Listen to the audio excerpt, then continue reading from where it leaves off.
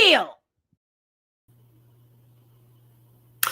Good evening, everybody. Welcome to yet another fun adventure with Ghost Hunter Joe and friends.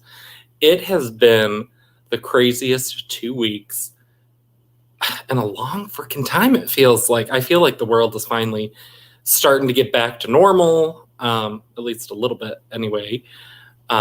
I hear like some states are even starting to like remove mask mandates, so I think that means good things are on the horizon for us. I don't know. But fingers crossed on that one.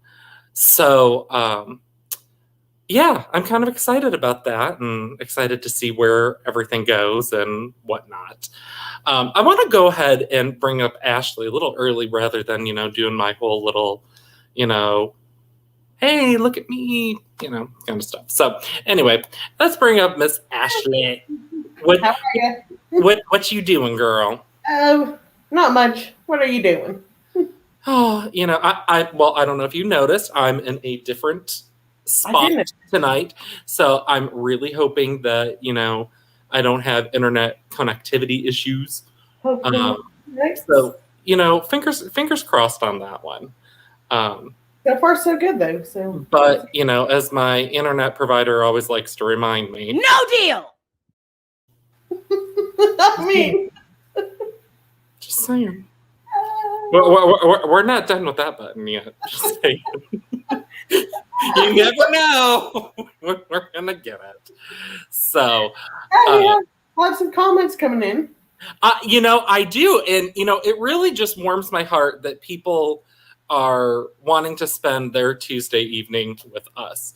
Now just so everybody knows, because I'm kind of in a different position, I'm not going to be as able to kind of navigate the chat because look, it's so hard for me to reach all the way up here.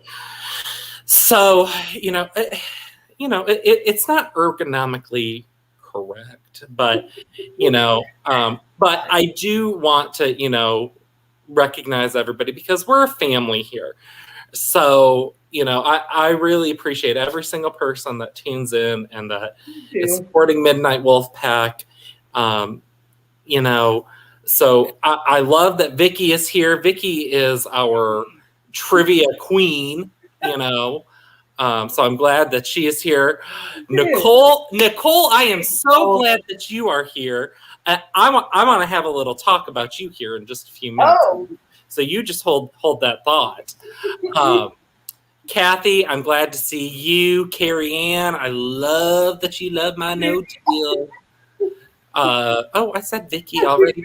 Where is Sherry? Oh, there's my Sherry Blossom, my Alberta, and my other Sherry, who one of these days is actually going to come up and join us.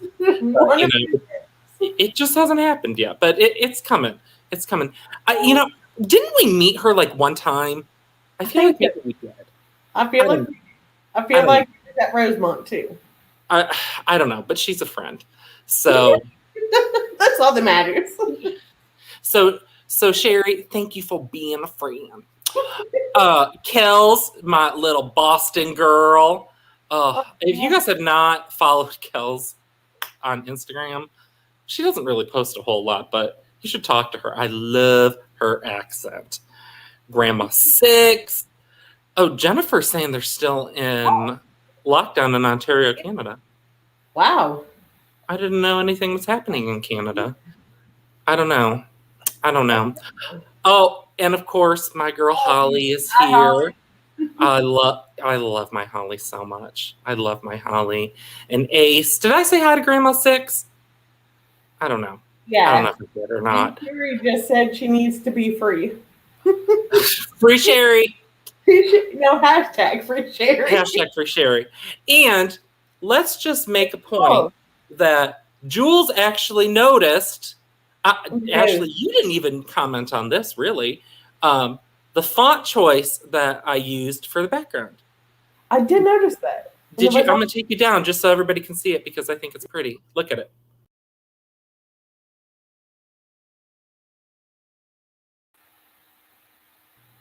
I think it's beautiful. It's beautiful.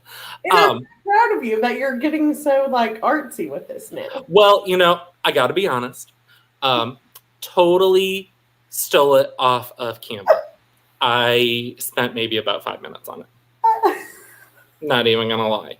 Not even gonna lie. Oh, So I'm really proud of it. you should be proud of it. It looks awesome. You know, other members of this channel are very artistic, so they have a lot better graphics and whatnot. But, you know, I'm like, Not so much. you know, I'm learning. I mean, let's just be honest. I just learned how to use Instagram like 6 months ago. So I'm a little behind the times. But, you know, I'm really trying. I'm really trying.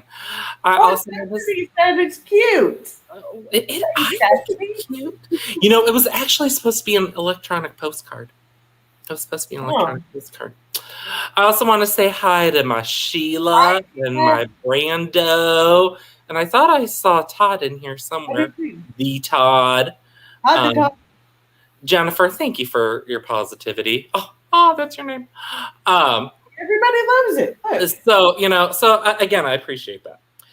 So before we get into talking about what tonight's main focus is going to be, which is Foxhella Farm and Herb Baumeister, which, in case you guys haven't heard this story before, it's quite riveting. And just because there's a lot I don't want to forget, I got like 4 pages of notes that I want to talk about.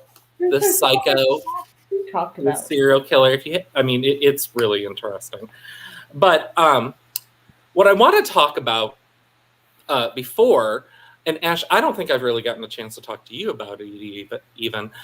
I took an online class this weekend for the very first time on developing psychic connections specific to animals.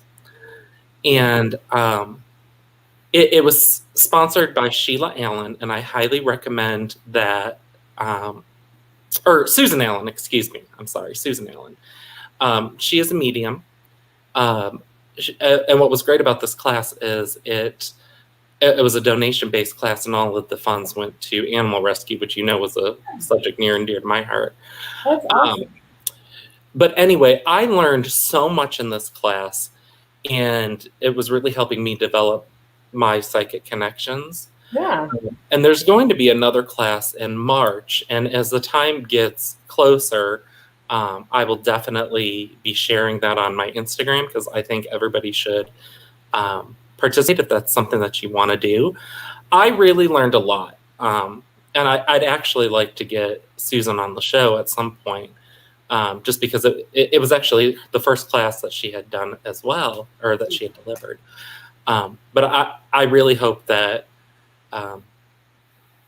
it's something that people might want to do. So I just want to put that in the back of your mind. I think it's March 27th is when she's going to be offering another class specific to animals. So kind of keep that in the back of your mind. And so Raquel, yes, when I get more information, I will definitely be sharing that with everyone. So if you're not following me on Instagram, please follow me on Instagram. My name is ghost.hunter.joe. Ghost Hunter Joe. Imagine that. So, easy enough. Yeah. I mean, I know. Easy enough, right? Imagine that. I can't believe there's another Ghost Hunter Joe without the periods, and I'd really like that account. So, Was it really? Well, I know on Facebook it was hard to get Ghost Hunter Joe. We ain't even going to talk about Facebook. But anyway. Also, just to kind of address what's going on in the chat, my friends with Midnight Wolfpack and Pac-Man and the Black Wolf and I don't know, a whole bunch of people, if you did not know already, they are now working at Waverly Hills Sanatorium in Louisville, Kentucky. So I am really looking forward to hearing all of their wild and crazy adventures. So I don't think they did a show this week because they were so busy. So anyway, more to come on that. But let's talk about what everybody really came here for, because I'm assuming you guys didn't come here to see. Oh, Beth is in here. Hi, Beth. Oh, our paranormal thug. Look at her. Look at her.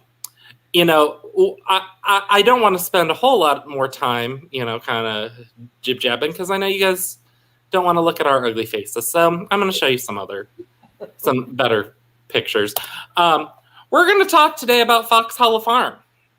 So I don't know how many of you guys have actually heard of Fox Hollow Farm before or know any of the history behind Fox Hollow Farm. But I mean, as you can see, it looks like a pretty good, nice place, right? Oh, and I also want to say, here's my little legal disclaimer. Any pictures or videos that I choose to share with you tonight are under the Fair Use Act. So they are all for educational purposes only. I did not take any of these photos. I did not record any of the videos. They are for educational purposes. There. Me and Midnight Wolfpack are now legally covered. Legally covered. Well, I feel that that's important. And I like to give credit where credit is due, because I'd hate for somebody to reach out to me and say, no deal. I mean, so suck. We don't need that to happen. Yeah, we really don't need that to happen today. But anyway, as you can see, I mean, Fox Hollow Farm, it was gorgeous. It is gorgeous. And of course now the number's escaping me, but I believe it was an 18-acre estate at one point in time. So it's not anymore, because some of it's actually been sold off. But I mean, it's beautiful. I mean, just look at this house alone. I mean, it's a mansion, right?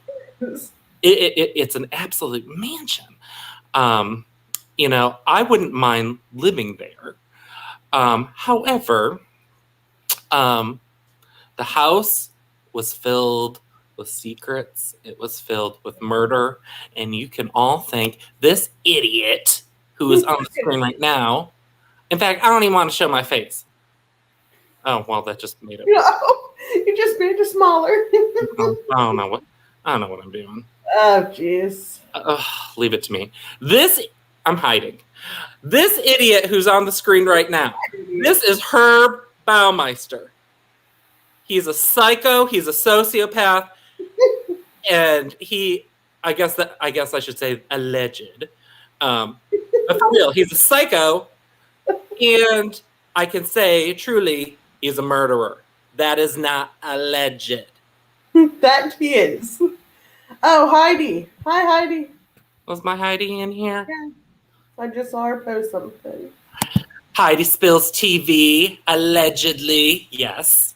Yes. Yes.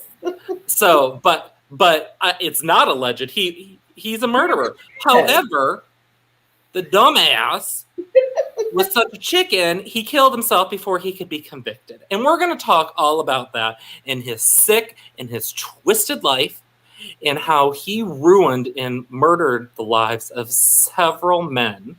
And what was that?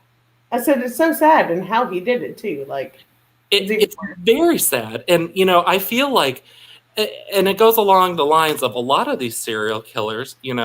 I don't want to say that we glorify them, because that's not the case. Oh. But there were a lot of people that were impacted because of what this idiot did to these men.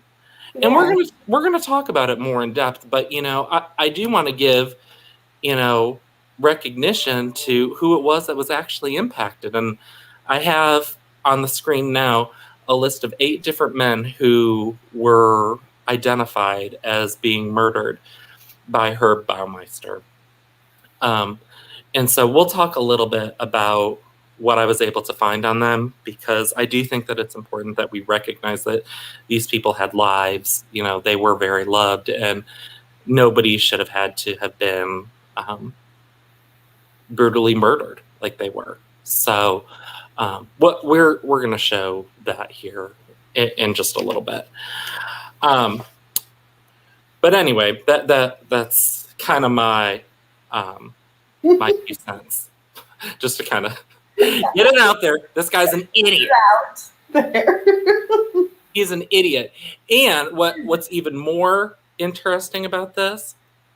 Not only was he convicted of these killings at Fox Hollow Farm, after he died, oh, I don't know if you guys can hear my dog, but sorry if you can. What was also, Lucy, come on up here. Come here. We're telling stories about psycho people. Come on up. He needs to be part of it. He was also named the I-70 killer back in the day. So this man had a history. He had a history. So, I mentioned that Herb Baumeister, we identified 8 men that were brutally murdered by this man. However, there are some sources that say that he killed up to 27 men in his home. And what makes this story so unique is that Herb Baumeister. That name, though, like. Herb? Yeah. Is it Herb or Herb? I don't know. I don't know. He's weird. He was weird. But he really preyed on gay men. He went to the clubs. He went to the bars. That's where he found them. But where a lot of people, where this was a shock to a lot of people, is he seemed like a pretty normal guy. He was described to be a loner. He was described, as being a little bit awkward. I did find, believe it or not, an old video of him. He was actually interviewed by Wish TV in Indianapolis about a different topic. And to see this man actually talking, he seems fairly normal. So I'm going to share this video with you guys. I want you guys to actually see the persona that he portrayed to other people. And I'd really like to get your feedback on him. So without further ado, I'm going to play that. Or whatever. Herb Baumeister of Carmel saw it all. I said to my son, they're gonna hit that raccoon with a spray gun, and sure enough, they just striped right over its face and neck. Didn't even move it, no effort to, get it out of the way. So I happened to have a Polaroid with me, so I took a shot at the thing. A raccoon, which met its demise on the yellow line, became one with the paint. The raccoon has since been removed. This is all that's left. This was just, the painter should have had a chalk line drawn around his career by state officials. There was no excuse for that. I mean, the poor thing deserved a better fate than that. Did we hear the last part of what this idiot said? The poor thing deserved a better fate than that. Really? Really? Because let me just say this, okay, Mr. Herb Baumeister. You killed people in your pool. That pool. So wrong. Pool. Did they deserve a better fate than that? Of course. Asshole. And what I don't get, he was married with kids, too. He was married with kids. Like, what were the wife and kids thinking during this, is what I want to know. Well, I'm going to get to that. Again, four pages worth of notes that I want to cover. So tonight's episode of Ghost Hunter Joe and Friends might have to be a 2-parter. If we're going to be able to get into the actual hauntings of Fox Hollow Farm. Because there's so much that y'all need to know as the history. And no, I've never been there, but I should go. So, okay, let's talk a little bit about Herb's background. Again, let's just show the picture of the psycho. Oh, there he is. I want to hide. I want to be associated with him. So, again, in early life, he was actually working for the Indianapolis Star, believe it or not, which is a newspaper in Indianapolis. He never really fit in. He eventually wound up moving and working at the BMV.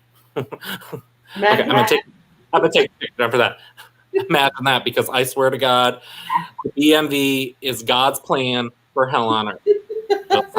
Exactly. Anyway, he was really labeled as being a little bit crazy. I shouldn't say crazy. Allegedly crazy. He was an oddball. Okay, he didn't really have a lot of friends. I thought that this was interesting, an interesting note to say about him. One year, he sent a Christmas card to everyone at work that pictured him with another man, both dressed in holiday drag. What? He did that in the 70s. Naturally, people did not find that that would be funny. But that just goes along with everything that he had been saying. You know, people often thought that this man was a closeted homosexual. So Chastity just said that the show should be Historian Joe and Friends. What did she say? Chastity just put Historian Joe and Friends. Aww. Well, you know, Chastity, I can't really say that I'm a historian. I just took a lot of notes. So if it looks like I'm reading, I'm trying not to read, but I don't want to get anything wrong. Because we don't put out fake news here on Midnight Wolfpack. We do not do that. Just saying. That's not our bag. No deal! So, oh, no fake news. No fake news. No deal! So anyway, Okay. so he stop it. Okay. Anyway, so One of these days, that sound clip is gonna stop being funny, but not today. So anyway, it just makes us all laugh. So that's why we do So it. as we were saying about crazy man here. Crazy man, like him. So anyway, that's a little bit about his background. He was actually married. He was married, like Ashley said. He did have children, and as a matter of fact, let me see if I can pull up this picture here. It's kind of a rough picture, but after things kind of went crazy, there was an article about Herb and his wife Julie about what this man did, and it's a terrible picture of Herb. You can't really see. I actually got this from the court files. If anybody wants to do a little bit of investigative journalism, you can go read the whole court case and the criminal investigation. But in the middle of the page, that's actually what his wife looked like. You know, Herb was weird. You know, we already knew that. No. He was not socially engaged. In fact, you know, he was somebody that, you know, he never really explored his sexuality until he got married, allegedly. So, you know, that could be, you know, a huge reason why he was doing these things. You know, at night, his wife did not know this, but what Herb was really doing is he was going to these gay bars and he would pick people up and then he would bring them back to his house, specifically the pool house. Mm-hmm. Okay.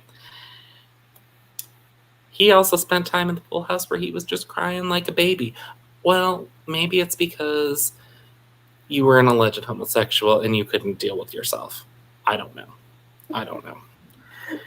Well, I mean, granted, things were different back then. This all happened in the early 90s. He might not have known what was what, you know. He was dealing with some stuff, I guess. I don't know.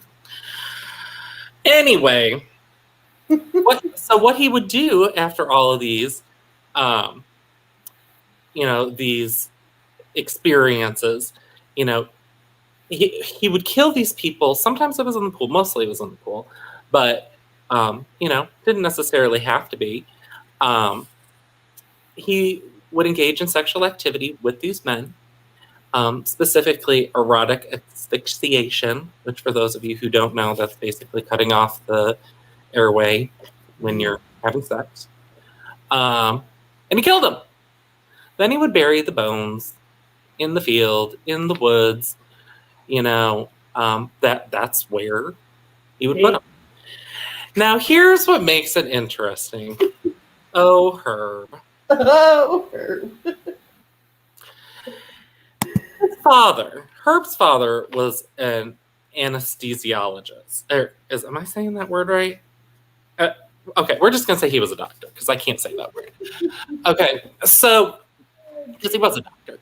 So there were times where Herb's children would be out in the backyard playing near the forest and the woods, and they would find these bone fragments. Like, oh, what is that? What is that? Okay. Herb, man, the clever man that he is, he would go and he would say, oh, he would either say, A, it was, a dead animal, which I guess technically it was, or B, when one of his children found a human skull, he said that it belonged to his father in his medical practice. Those poor kids. Let's think about this. Let's think about this. And, let's just look at the chat. No, little kitty, his wife did not know until the end. Until this investigation started. Which surprised me that she did not know. People have secrets, girl. Yeah. Was he Mormon by chance? I don't know. I really don't know. Anybody who knows and has been following this research, you're absolutely welcome to add to it. I didn't see anything that mentioned that. Yeah, I don't know. I don't know. But it could have been. So he absolutely could have been. So again, oh, my dog thinks that something's here. So thank you, Heidi. Yes, the father put people to sleep, not chop off their heads. Yeah. What Herb was saying was that the skull belonged to his father as part of the medical practice. Yeah. I don't as a cadaver or something like that. Not that he was chopping off people's heads. No. I'm sorry if I didn't clarify that. That was my bad. What am I doing? I don't know how this works. So going back to, Nurse Jen says her dog Barney is looking for the dog that's barking. Sorry, Barney, my dog just likes to bark at. So again, in the early 90s, Herb, going under the alias name of Brian Smart, he would go to these different gay bars in Indianapolis. And he that's where he really was finding his prey. And what makes this so interesting to me personally is I lived in Indianapolis. I did not live in Indianapolis during the time that this happened. No. But one of the places that he went to meet his friends, well, what do you want me to call it? Victims? I mean, that sounds so insensitive. One of the places he went to, it was a place called Our Place, which eventually became named Greg's, which I used to go to when I was in Indianapolis, in case anybody wanted to know that.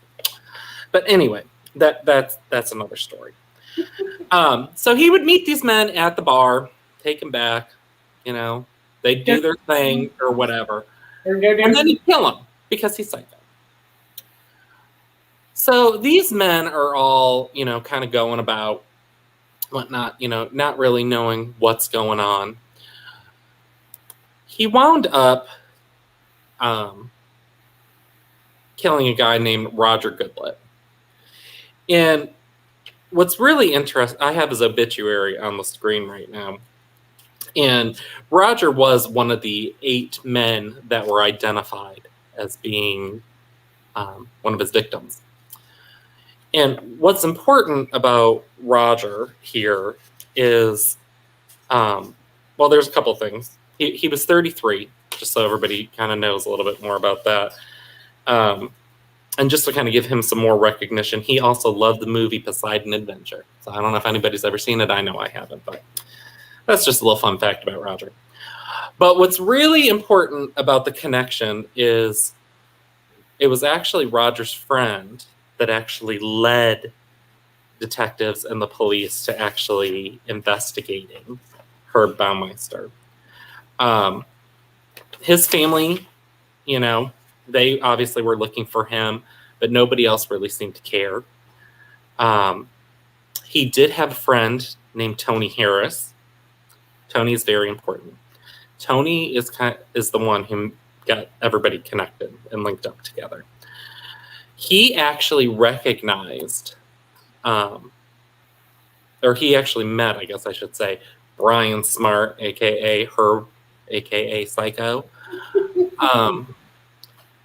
He saw him at a bar because I guess Tony had gone and he had put a bunch of flyers for Brian or for Roger up at the bar, and Herb was standing at the bar looking at the flyer, and he was just licking his lips.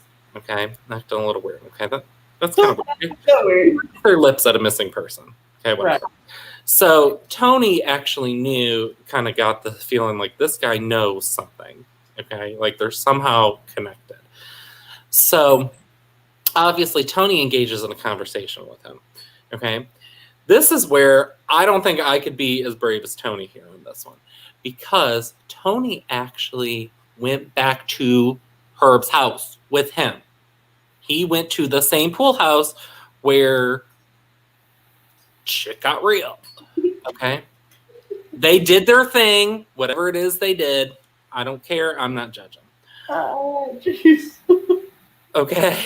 What are you laughing at? Shit got real. Shit did get real.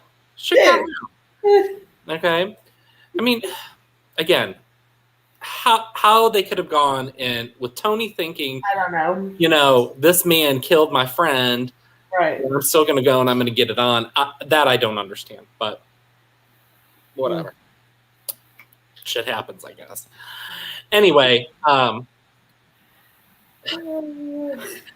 after all this happened, Tony actually told Herb that he knew that he was the one that killed Roger.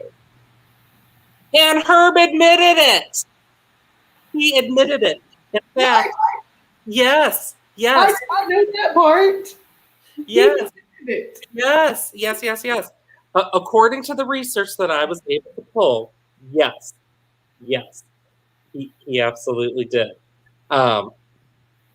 Let's see if I can actually find something somewhere. I feel like I saw where Herb actually admitted at the time to killing up to 50 people. But you know what? I'm just gonna say that's alleged right now because I can't find that in my notes.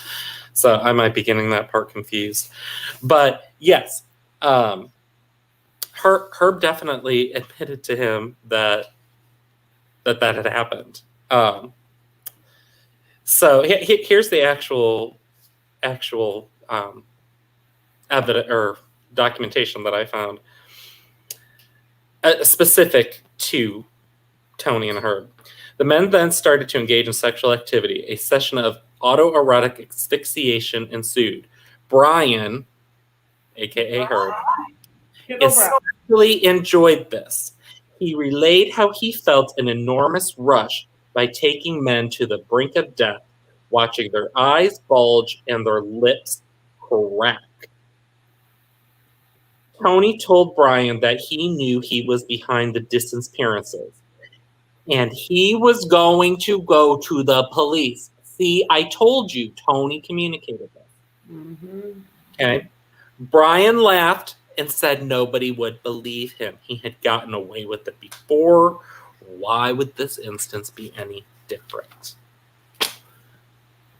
How freaking egotistical can you be to think that you're going to be able to continue to get away with it, Herb?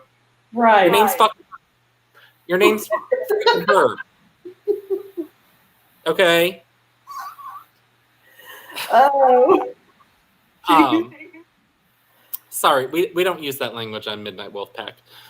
Sorry. Bad Ghost Hunter Joe. Sorry. Sorry.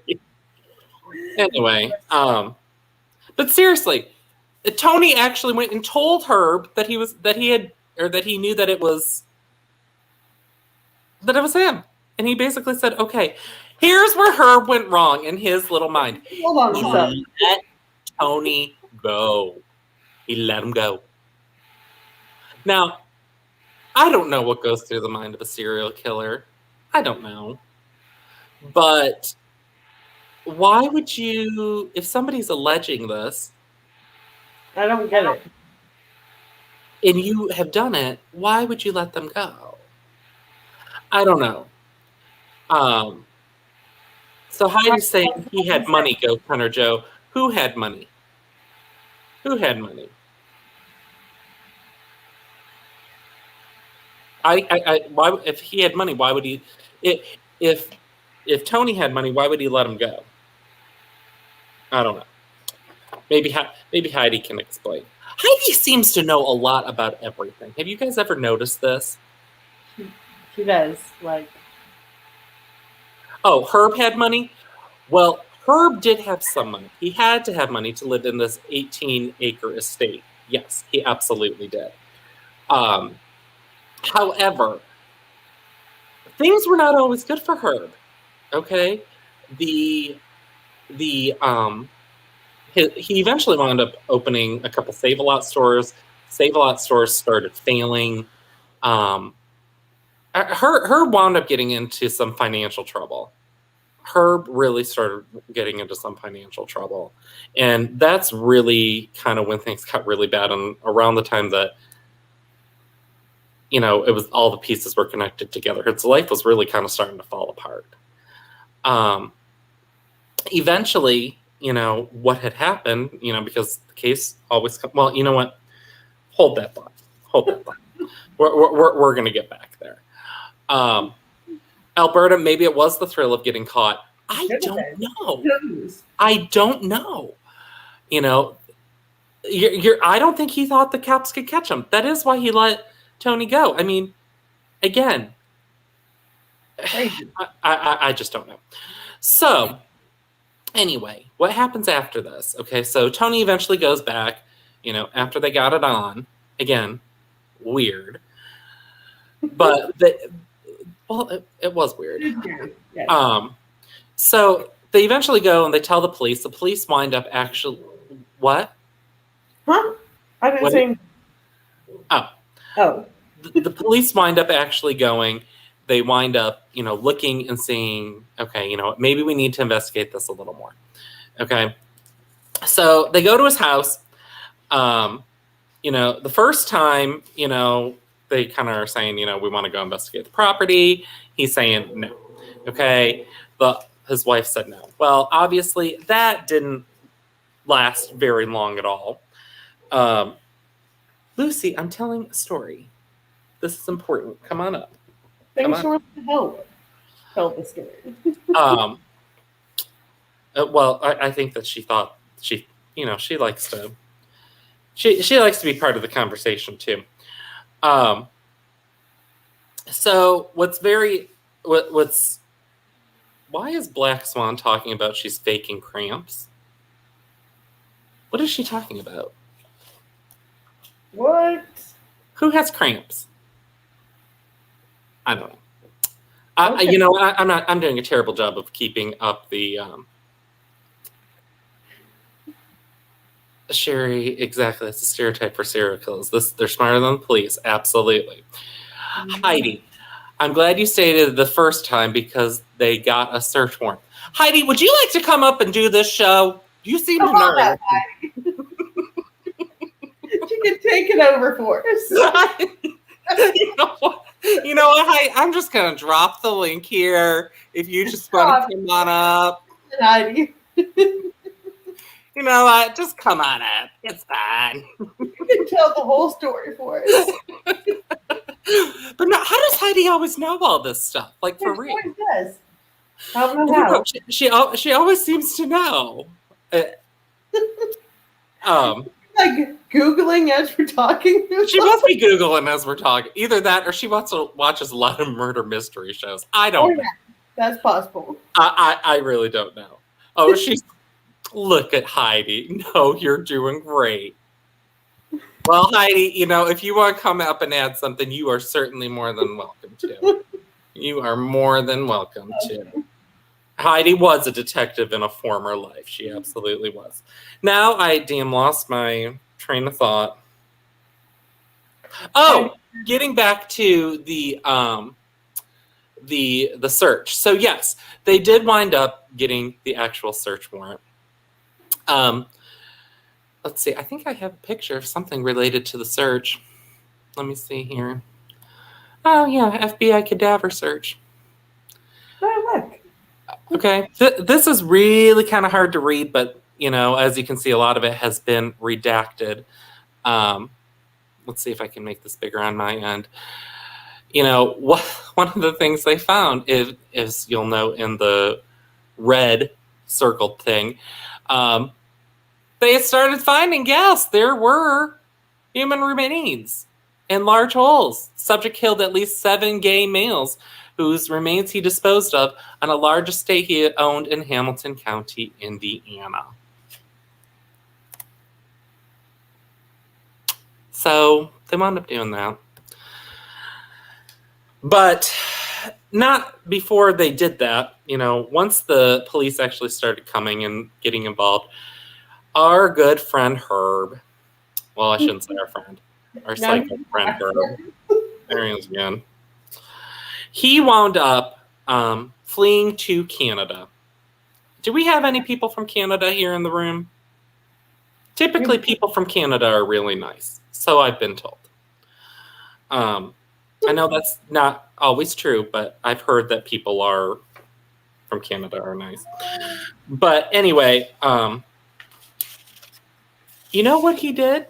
Because, again, he was such, to use Holly's phrase, he was such a ding-dong, he couldn't handle this. Okay? He committed suicide. He wrote a letter, never addressing any of this stuff that has been alleged. None of it. He goes and he kills himself. Which that right there is like... Well, Herb, why'd you kill yourself? Right. Like, why? Dumbass. We know why you killed yourself, because you're a murderer. You got caught. That's why. You got caught. And after that time, he was linked to the series of murders of at least 9 men along Interstate 70. And that was in the early to mid 80s. I may or may not have been born by then. I don't even know. It was early 80s now. What? If it was early 80s, we weren't born yet. You don't need to be talking about how old I am. That's secret. Don't go and dox me. Mm-mm. Mm-mm. Mm-mm. So he was a chicken. He was a coward.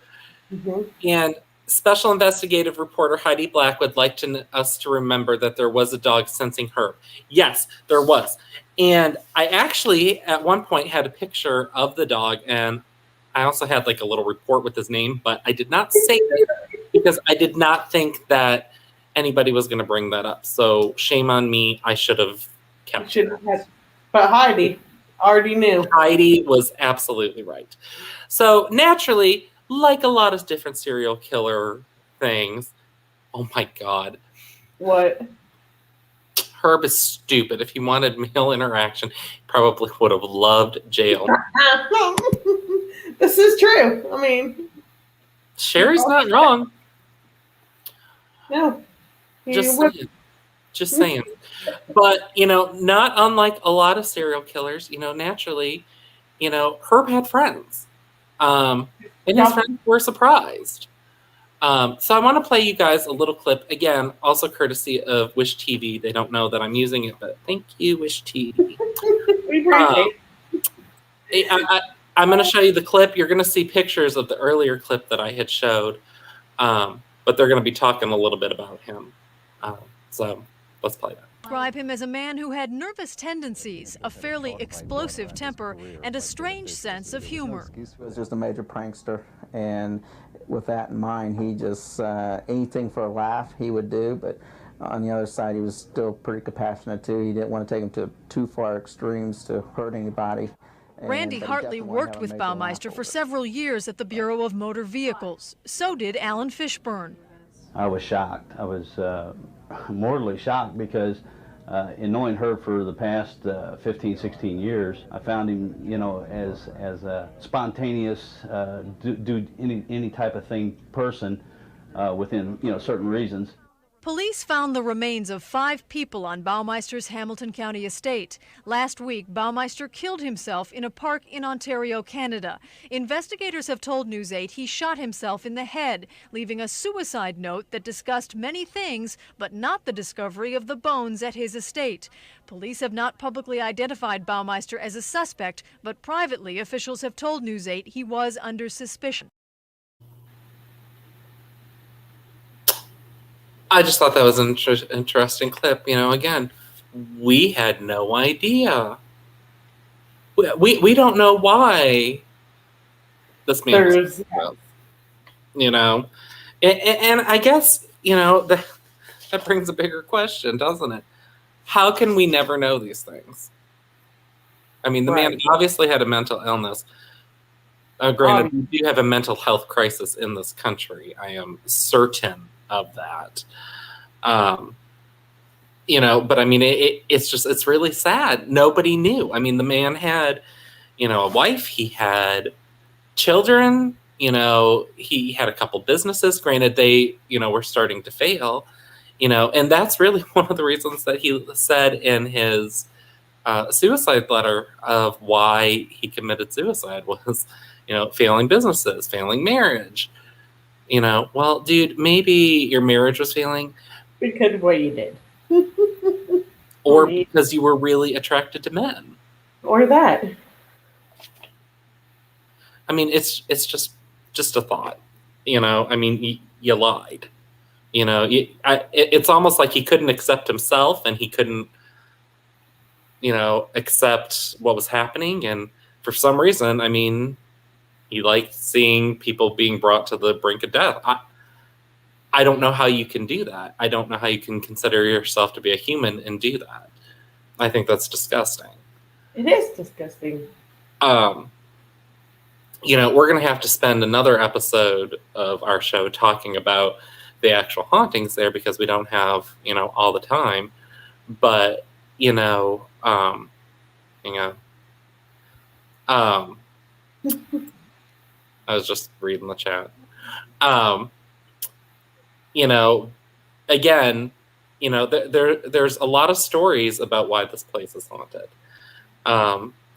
And for those of you who don't know, yes, our friends, Ghost Adventures, actually did get to go there. There's a lot of people that have gotten to go there. But I just want everybody to know the man in the very center, that's me. I'm just kidding. That's not really me. No, that's not me. That's my future husband. Kidding. But no, Ghost Adventures was there. They did do a really good show, and I mean, you've all heard me talk on this channel about, you know, how I think things on TV are kind of fake, or, you know, they might be hyped up a little bit more than they should be. No, Ghost Adventures really did do a good job.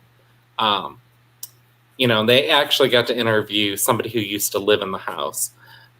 There was an apartment that was there, and I don't want to tell you guys a whole lot about it if you haven't seen it, but it was a very compelling story to me. So everybody has a little bit of homework. I want you all to go and I want you to look up this episode. I'm sure it's on Discovery Plus if you can't find it on demand or something like that. What did somebody say?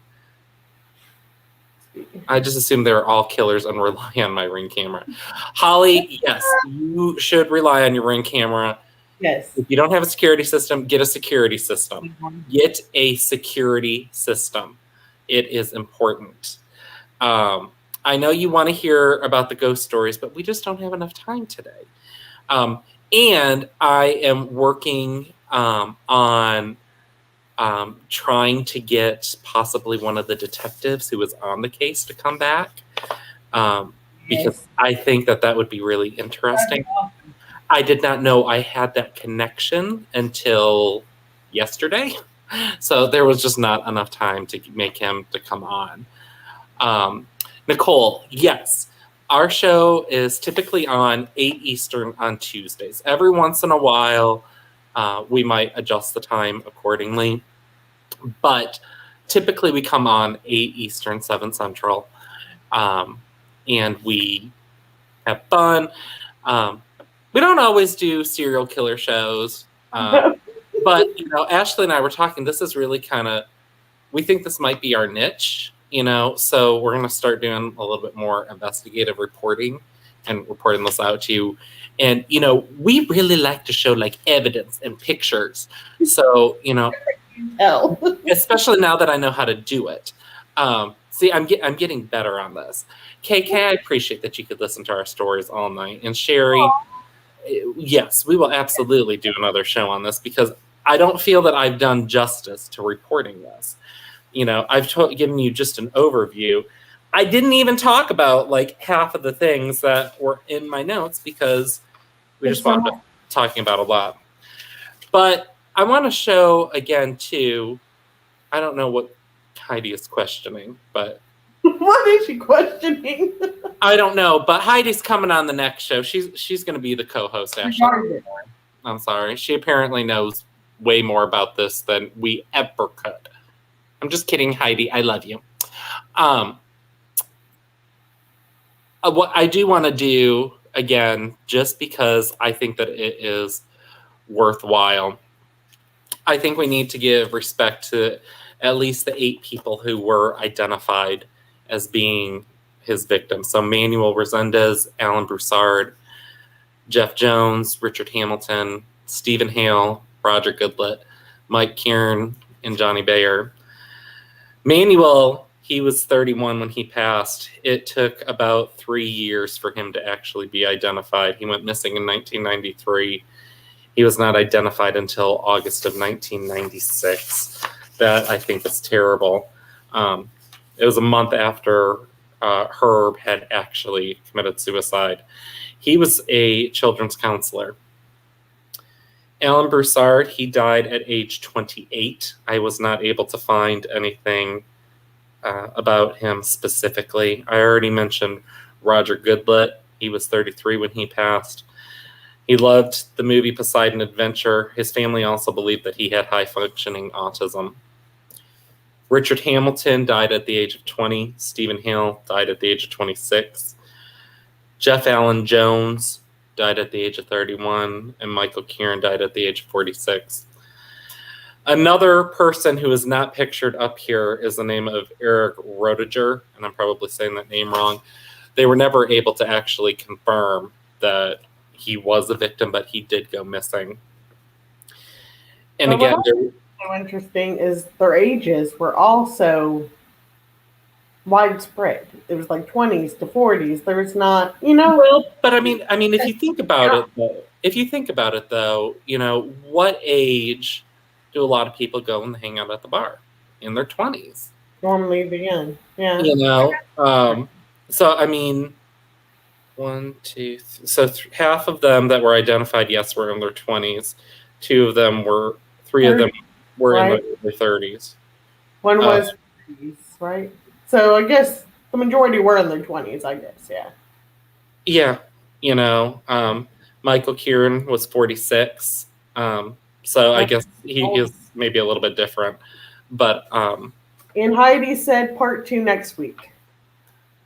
Heidi, you coming up to help us with this show? Because I think you could. All the answers. I want Heidi up here. I think she would help us do a really good job.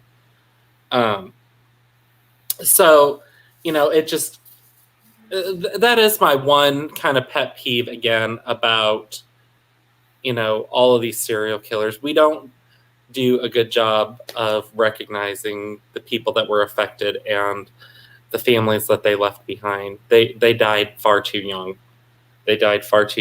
And nobody should ever have to put their family through that.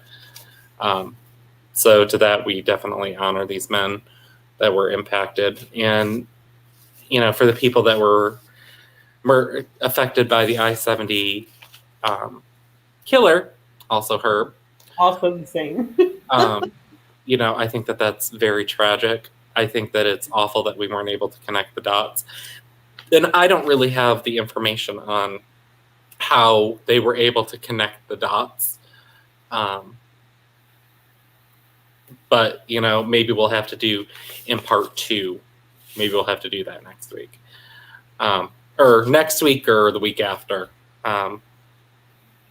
It takes some time to really do a good job. You really got to research this a lot. So I don't want to 100% commit that we'll have this all again ready for you next week, because I really want to bring on the detective.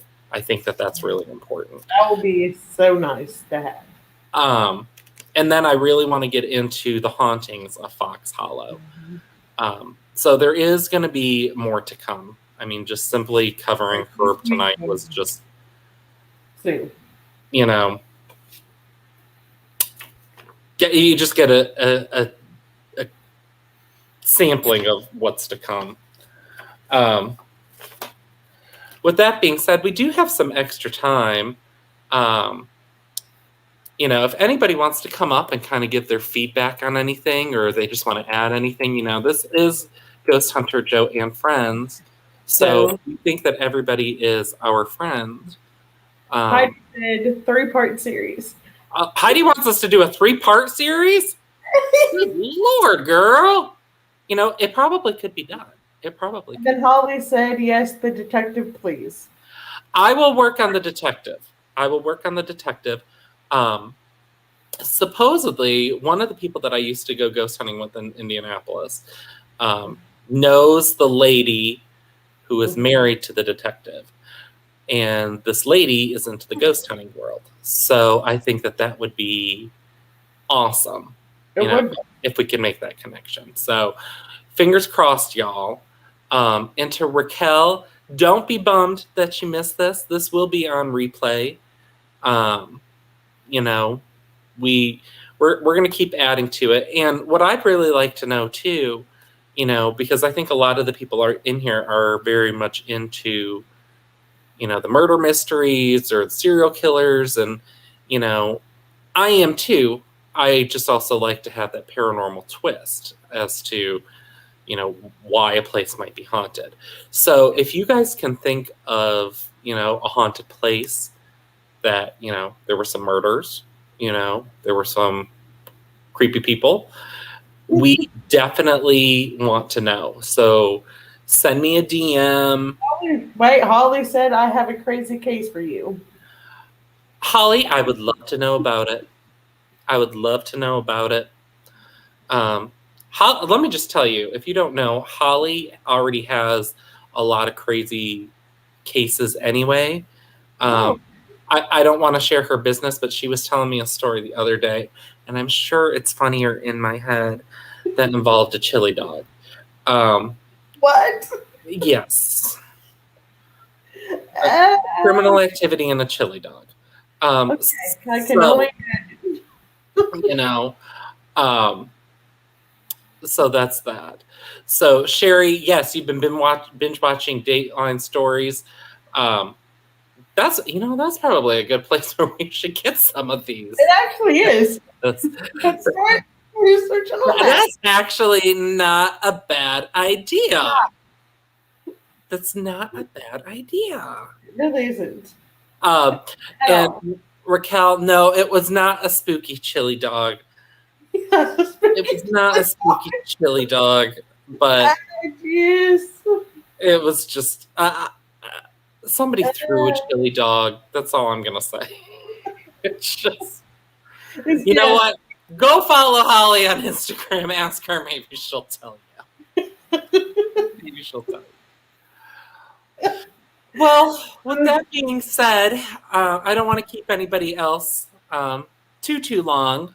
I really thank everybody for coming out tonight and supporting us. I hope you guys learned a little bit something about Herb. We will continue this discussion, because, like I said, I don't think it does it justice from a paranormal perspective. I don't think it does it justice from a victim perspective. So, to that, I just say, no deal. And we got to go back. We got to go baback to the drawing board. No deal. Because,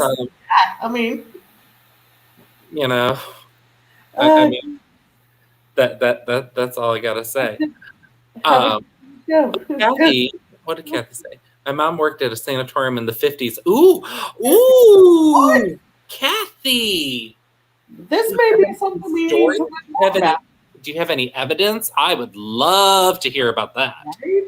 I would love to hear about that. I would too. You know, so for everybody else, you know, make sure you hit your. Oh my God! Okay. Some chili dogs can haunt you.